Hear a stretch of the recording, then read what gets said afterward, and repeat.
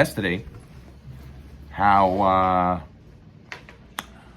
we have to go and do cheshbon nefesh, and then if we don't, that's when we have bad dreams, and that's when our soul doesn't go up to Shamayim in its resting place, because we didn't say Kriyat Shema L'mitah. It's very important to say Kriyat Shema L'mitah. Judge yourself before they judge you over there, and if you don't, there's a big chance your soul won't go to its resting place. You'll be chased all night. You'll feel like you slept 2 minutes, and also you have weird dreams. The evil angels were able to stick into your soul, into your mind, these weird things and scary things, and you wake up nervous or whatnot. Fine. And he says that you have to be disgusted by the deeds of the Yetzer Hara. You have to get angry and upset about it. Just like we said yesterday, Baba Sali saw his daughter getting jealous of the other girl's doll. She yelled at her, "Jealousy! How could you get jealous?" And she saw how disgusted he was by it, so therefore, like burnt it up. And like in her heart, there was no more room for jealousy. She saw how angry he was with it. Now, obviously, he wasn't angry at her. He was angry at and disgusted by the bad feeling.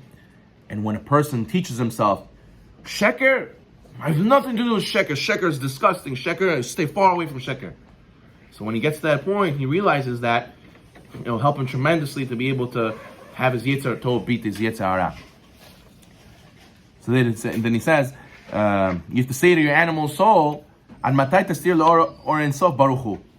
much longer will you hide before the blessed infinite light? Which means that you have to realize how he's taking away from you so much, the Yetzer Hara. He doesn't want you to get connected to the Or Ein Sof.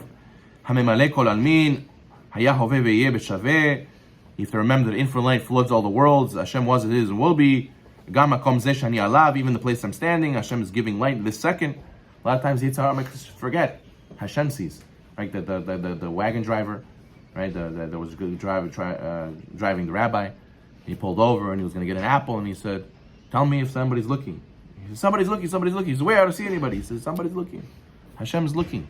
So a lot of times we forget that every place where I'm standing, literally, even where I'm standing, Hashem is giving light and giving a life force every second. How could you say to do something against Hashem? You have to tell the Yetzer Hara, you're a wretched one, you're crooked, you are nasty. You make people try to deny the evident truth. Like Hashem, we're all in front of Him as zero. How can we go and do against Him? Through this, when you follow all this advice, you'll obviously have no more bad thoughts, and you'll be able to serve Hashem with clarity. You know, you can have two people look at the same thing and see two different things. There's these famous paintings. Do you see a duck or do you see a rabbit? There's a picture like that you could look at it two ways. You see a duck or you see a rabbit. So some people could look at this world. How can you not see Hashem? And some people look at this world and say, "Where do you see Hashem? I don't see Hashem." As they say, right? Rav Shofar Hirsch said, "For those who want answers, there's a lot of answers. For those who want to have a question, there's no answers. They see what they want to see." Therefore, says the Zohar, what causes a person to say, "Oh, there's Hashem everywhere," and then the other guy says next to him, "I don't see any Hashem." What do you mean? Where do you see Hashem? It's all dependent on if one's connected to the Yetzer Hara, Sitra Achra, or not. If he goes and has these thoughts of Cheshbon Nefesh, and he is disgusted by the Yetzer Hara's acts, and he remembers that Hashem runs the world, and he sees all the miracles and so-called coincidences that Hashem makes happen, so then obviously you'll see Hashem everywhere. But if you don't, if you just want to fulfill your desires, you want to hide from obligations, you don't want to be pushed, so then you'll claim, "Oh, where's Hashem? I don't see Hashem. I don't know what you're talking about." So therefore, says the Zohar, that's why you have to follow these advice. You have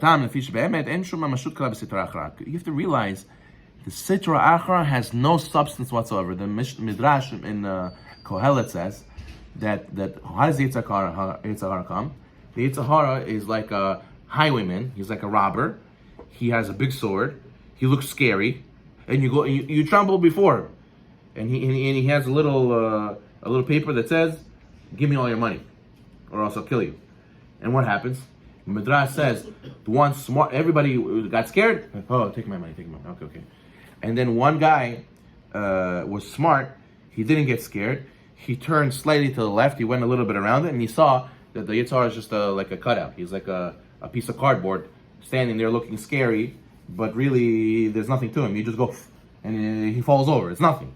So that's the Sitra Achra, says the Zohar. The Zohar is the Tanya. The Tanya says Sitra Achra is nothing. It's zero. I mean, if you think about it Kabbalistically, what's the Sitra Achra? It's the other side that feeds off the lost sparks that the holiness side fell. It broke the vessels and they got the light spilled out, and the Sitra Achra was able to take. Sitra Achra is not able to have anything if you don't give it anything. Meaning, what did the famous Goy, what did he say? Who is it? FDR? What did he say? There's nothing to fear but fear itself. Right? There's nothing to be afraid of except for fear itself. Meaning to say, if you don't give it strength, it's nothing. It's nothing there. It really doesn't exist. It's we feed into it. We give it the koach it has. So therefore, if you don't give it koach, you don't believe in it, you're not scared of it. There's nothing there. So therefore, he says, and that's why the Sitra Achra is always compared to darkness. Because what's darkness? Darkness is something? No, darkness is the absence of light. Darkness is only when something's missing. When something's missing, it's not a creation of itself. So therefore, he says, darkness has no substance at all and will be effortlessly banished by light. So to the Sitra Achra, even though it has a lot of energy, which animates all non-kosher animals, nefesh umot olam, and the souls of the wicked nations of the world, still, it's not from its own substance. It has to feed off the powers of the holiness. And therefore, if you don't give it any of the holiness, it doesn't exist. So it's all in our mind. You know how many people they say, oh, but I have to go to work. What do you mean, but I have to do this? You don't have to do anything. It's all in your mind. You don't have to be at work. Nobody said you have to be at work at 9 o'clock, and only if you're working at 9 o'clock, then you make money. If you go at 11, then you won't make any money. Nobody said that. It's all in your mind. You think that way. And then when you think that way, the Sitra Achra gets you. See, you gave it to me. Now I have you. Now I have a lead ball and chain. You yourself put the shackles on your leg. You did it for me. You did my job for me. Chazak baruch. All I have to do is intimidate you and you fall. So therefore you have to be strong and have emunah. And then and you see the Sitra Achra is nothing. How many people, they're scared to leave their 9-to-5 job. They say, well, I can't, Rabbi. I have a very hard job. I can't pray mincha. I can't learn. My schedule's horrible. So I wish I could have my own job. I wish I could be an entrepreneur. So do it. Make your own job. Hashem will give you. You do it. Hashem will give you. Hashem decided for you on Yom Kippur and Rosh Hashanah how much you're supposed to get. No, Rabbi, listen. If I leave my job, who says I'm going to get another job? What do you mean? What I'm going to do? All this. And the Yitzhar says, good. Stay where you are. Don't do mitzvot. And you should ball and chain yourself. You gave into the pressure. I didn't force you. You could do whatever you want, says the Yitzhar. But I'm intimidating. And the question is, are you going to be strong? Or are you going to call his bluff? Or are you going to fold? And you're going to let him take all the money. Baruch Na'olam. Amen.